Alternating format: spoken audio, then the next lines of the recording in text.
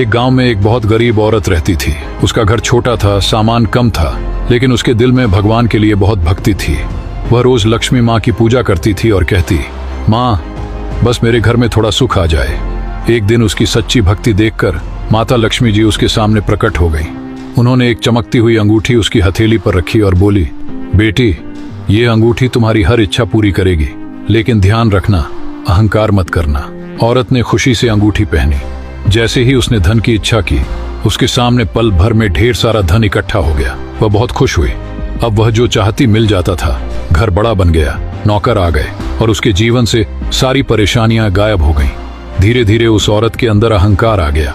एक रात उसके सास ससुर उसे देखने उसके घर आए। वे थके हुए थे पर बहू को देखकर खुश थे, लेकिन बहू को यह पसंद नहीं आया।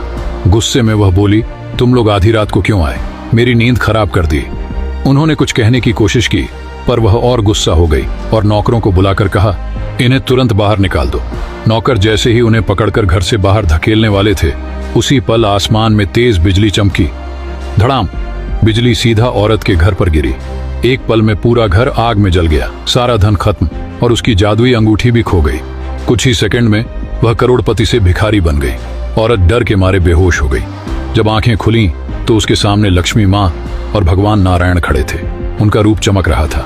औरत कांपते हुए बोली, माँ मुझसे क्या गलती हो गई? लक्ष्मी माँ बोली, धन दिया था पर नम्रता रखना भूल गई। जिस घर में बड़ों का सम्मान नहीं होता, वहां लक्ष्मी कभी नहीं टिकती। नारायण जी बोले, अहंकार मनुष्य को उठाता नहीं गिरा देता है। और इतना कहकर दोनों देवता अंतर्ध्यान हो गए। औरत रोती हुई उठी, सास ससुर के पास गई, उनके पैरों में गिरकर बोली, मुझे माफ कर दीजिए। उन्होंने उसे गले लगाया और कहा, बेटी गलती इंसान से होती है, लेकिन घर बड़ों के सम्मान से ही चलता है।